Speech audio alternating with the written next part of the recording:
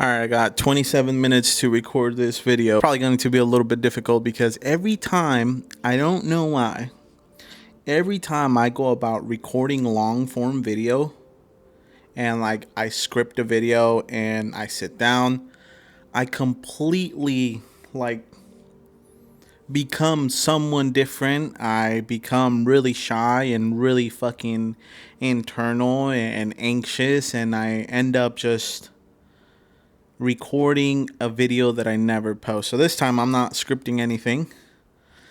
I am just going off the don perro, going off the the cerebro. I'm gonna lower the volume on my TV because I'm playing some Elden Ring lo-fi. Gas fool. It makes me feel maidenless, homie. I don't know why, but I feel like I've built this persona every time I turn on the camera, even like on my shorts on TikTok or, you know, YouTube shorts. Like if I'm talking in front of the camera, for some odd reason, like I'm always like saying things like palabra or homie or come on fool. I don't talk like that in real life. I actually never say those words. So I have no idea where I picked up that like almost like tick to be saying those damn words like that. So I have no fucking clue where that comes from. Little espresso, a little bit of a Chobani sweet cream. Oh, this is gonna go straight to my ass. Honestly, just wanted to give you guys a quick update on my Fujifilm X-E5. I've been using it since my last video, probably 6-7 months ago. And I've been putting a little bit of work in with this camera. This is the amount of shots that I've taken. And I'll also show you guys like some of my favorite pictures. I do want to let you guys know that I am a hobbyist. I am not a professional. I don't intend to probably ever be a professional and try to get paid by it unless it's through like social media and through like, you know, posting content about either photo walks or gear or stuff like that. But when it comes to actually being a photographer and doing weddings and events and like that and things like that, I don't know why. I've definitely tried it. I'll show you guys here some very bad photos that I've taken. I've done some portraits of my cousin for her like 33 or her 32 birthday, and I also did an engagement for a buddy of mine. It's not that I don't think that I can do it. I know that I can probably do it. It just, I don't know, for me it's like so stressful and it kind of sucks out the fun of taking the type of photos that I like taking, which I would mainly say it's probably street, but you know, that's a little bit iffy too, because I like taking pictures of everything, like architecture, landscapes, you know, street. But if you were to tell me like what's one thing that I wouldn't get bored of, like if I do it every day, it'd probably be street. And I live in Orange County, California, which if you don't know, it's like 40 minutes away from Los Angeles. I've only shot in LA probably once, maybe twice. And this recent time that I went, I had a lot of fun shooting street. So that's definitely something that I want to push myself to do more, but also explore different parts here in OC and in California in general, because I do not know my city. Like I became a complete homebody after high school, and apparently stability and not a toxic home does something to your brain where it actually makes you want to stay home. Who knew? Who knew that trauma wanted you to stay away from your home? That's crazy. But, you know, now that I've used this for some time, so I definitely have some good things and bad things to say about it. And most of them are good. Honestly, I enjoyed every single time that I've taken this camera out. So if you just want my opinion on it, I still love this camera. I don't see myself selling it anytime soon. I definitely do not regret my purchase and selling my X-T50. It is a very solid camera. Like it feels very solid in the hands. It feels well made.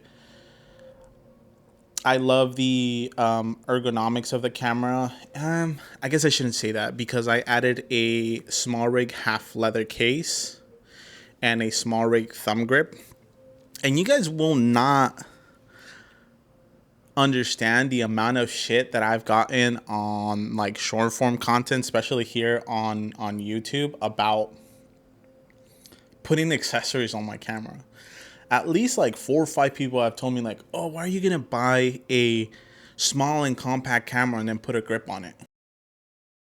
Bro, I didn't spend $2,000 on this camera to not do to it whatever I want. You know, if I want to put a thumb grip on it, I'm gonna put a thumb grip. If I want to put a half leather case on it because I like the aesthetics of it, I'm gonna put a half leather case on this motherfucker because I spend my hard earned money on this. For the lenses that I use this 23 millimeter, or no, I'm sorry, this is the 35 millimeter f2 in silver. I had this in black and I sold both of my black lenses. I had a 50 millimeter f2 and this 35 millimeter f2. And now I bought them in silver because I don't know, I just feel like the silver on silver just goes so hard. This half leather case, because it adds a little bit more space to my pinky at the bottom, and then the thumb grip just adds that extra level of stability. Plus it looks really great. It's just, I think this is going to be my setup for 2026, honestly. I don't see myself changing this anytime soon. I really fell in love with the ergonomics after I added these accessories onto the camera. Without the camera, my pinky does fall short of it. And because of this like fake leather that the X-E5 has, like it's constantly slipping. Like I'm always the type of person that has clammy ass hands, and for some reason it just keeps slipping. So adding this like pleather with the thumb grip completely solved that issue for me. And honestly, once I solved that issue, it was game over. It just became like a part of my body. It feels really good to like come up, you know, from a leash or whatever, and then just be able to hold it and frame the camera, and it feels very stable in my hands. Image quality, you know, like I said, I am a hobbyist, but the 40 megapixel sensor does allow me to fix some of my fuck ups. And what I mean by that is like, say I framed my shot wrong and I need to crop in. I can do that and the image still look very good.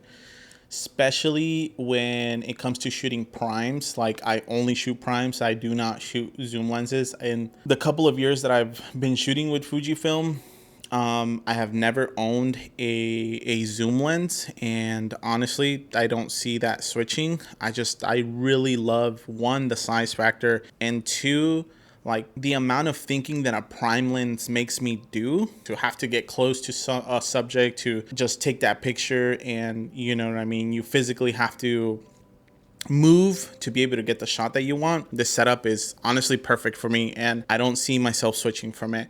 Now back to the 40 megapixel sensor. I love the colors that come out of it, but again, I'm not someone that's very spec orientated. So I think if you want somebody to give you a breakdown on the difference in sensors, not the right person for that. I really enjoy the capabilities of being able to reframe my shot if I need to with that 40 megapixel sensor. The camera does come with IBIS, but the video will still be very shaky. It's definitely not, you know, on par with like a Lumix or something. Even my XS20 that's recording right now, handheld, it's kind of shit, to be honest. But it's nice that it has it because I do some night photography. This allows me to bring my shutter speed down to a level where handheld, the shots still come out fairly clear. So the fact that this comes with IBIS is honestly pretty dope. Now, another thing, a thing that I actually thought that I was going to use more, but I don't, is this like flip out screen, like the selfie screen. I've used it a couple of times where I'm out with my girl and I'm like, you know, want to take a selfie or something. But in all honesty, I thought I was going to shoot more video with this, but I don't. It really just, like, it's my photo camera, and my XS20 is the one that I take video with. So I thought I was going to use that more than I did, and I don't. The EVF is definitely very small, but it's usable, especially with that like classic view that it has with the red numbers. It just adds to the charm of this camera. And when I'm out, by the way, full brightness on my rear screen and my EVF. 100% of the time. The resolution on the EVF and the rear screen leave a lot to be desired, but it's very usable, especially in like super bright conditions. Like here in California, I've shot in like Huntington Beach and like Newport, and I do sometimes, most of the times when I'm out in super sunny conditions, I use the EVF. I've been able to frame my shots perfectly fine. Like I said, that classic view with the red numbers at the bottom just looks fucking, I don't know, just it does something for my brain that makes me smile after, like when I'm looking through the EVF and I'm like, yeah, I'm a real photographer, baby. And it just adds to that charm of the camera. Let's see, what else can I talk about? My X-T50 had a pop-up flash. This does not. I never use the X-T50's flash or my XS20 flash as much as I thought I would. So I ended up purchasing a Godox, what is it called? S30 Pro or something like that. I'll put it right here. And I've used it a handful of times, and I think I prefer that over a pop-up flash on the camera because of the power output that that flash has. Flash-wise, I'm not too bummed out that it doesn't have one. Let's see, buttons and dials. This camera has all the buttons and all the dials that I could possibly use. I use this like front lever up here, like to the sides a lot. I have the middle button to record. I have the like to the right for my metering, and I have to the left for cropping, so it'll crop into the sensor if I need it to. If I hold it to the right is my face and eye auto, and if I hold it to the left, it adds that box that zooms in when you crop. But this is the weird thing that I found, and I hope I make sense when I'm talking about this. When I use that box and it shows me the frame, it doesn't allow me to use classic view. It's kind of weird, and I don't know why it does that. Maybe they'll fix that in like in a firmware update, but you know, I just don't use it, and I just see the crop go in instead of seeing the whole view, and then it used like a white box to show you what it's cropping into. I hope that makes sense. But yeah, so it has all the buttons. The film simulation dial here at the top, I use it more than I thought that I would.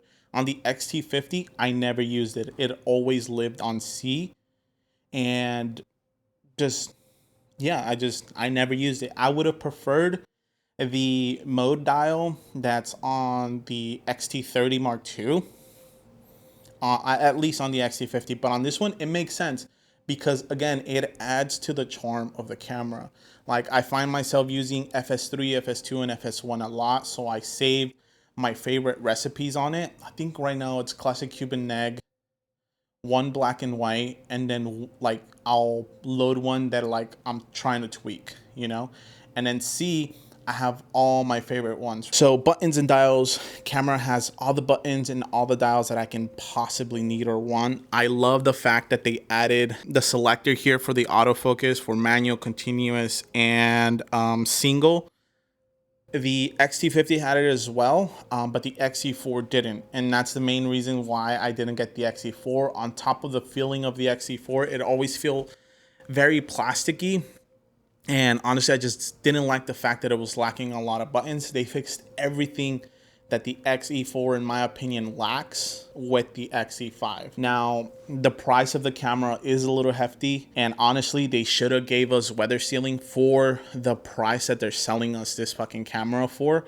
And I feel like that was a big flop on Fuji's side. And that's kind of one of the only things that really disappointed me from this camera, because when I went to Japan, I did get caught in rain. And I was like just trying to baby the camera, trying not to, you know, bring it out, because it was so new to me that I was like, I didn't want to risk anything happening to the camera. Woo! And that's kind of the only thing where I thought about it. And I'm like, man, like for the amount of money that I paid for this camera, it really should have came weather sealed.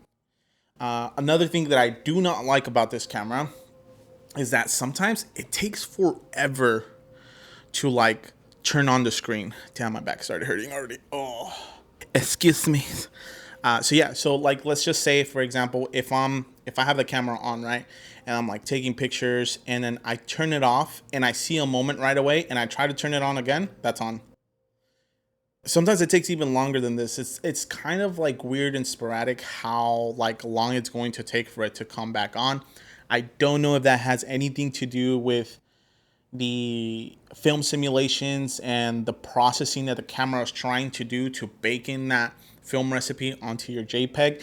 If you know, please leave it down in the comments, because I have absolutely no clue why the camera does that, and I hope they fix that, because I have missed a handful of moments because my camera is not turning on, and it has happened to me a couple of times where the camera just won't turn on, like at all. It hasn't happened enough for me to like try to warranty the camera, but enough for me to be like, what the fuck's going on? And I'll turn it off, try to turn it back on, nothing. So I have to take off the battery and then put it back on, and then it'll go back to normal. Again, it hasn't happened long or as many times for me to be concerned about it, but I'm wondering if it has happened to anybody else. So if you have an X-E5, has that happened to you?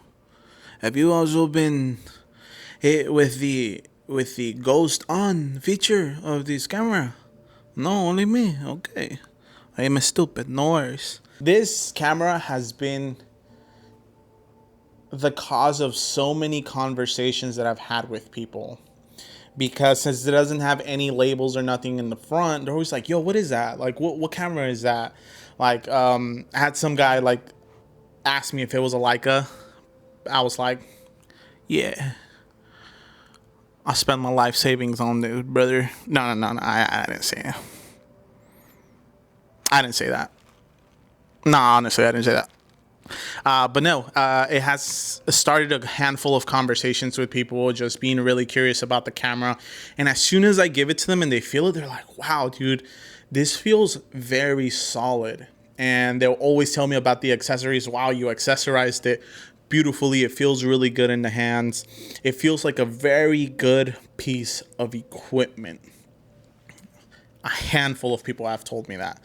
And honestly, I have not, I don't think I was going to be that big of a silver person when I got this, but the fact that I'm putting silver lenses on a silver body is baffling to me. I have always found silver cars to be so fucking boring. So the fact that I went full silver, it says a lot, at least for me. I love how this camera looks. It inspires me to go out and take photos because of its looks, and it's pretty much it. That's my review. I got 3 minutes left here on this SD card. That's my review on the Fujifilm X-E5, a 6-month update on it. Would I buy it again? Absolutely. Do I continue to love the camera? Absolutely. Do I see myself selling it anytime soon?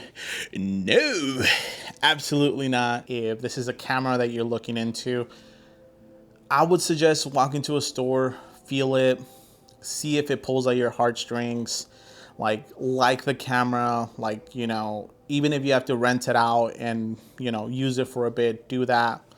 I didn't. I just kind of, my tip is buy it from Amazon because they got a 30-day return window. Hey, you didn't hear it from me. You didn't hear it from me, all right? I'm just saying. All right, that's it for me today. I'm going to go ice my back. I love you, motherfuckers, from the heart. Text me when you get home or whatever. And next video, probably going to make a video about my favorite lenses for the X-E5. Why not? And some good affordable lenses for it. So if you have any recommendations for me or want to see any specific videos about the X-E5, fucking leave it down in the comments. All right, I'll see you, motherfuckers. Peace.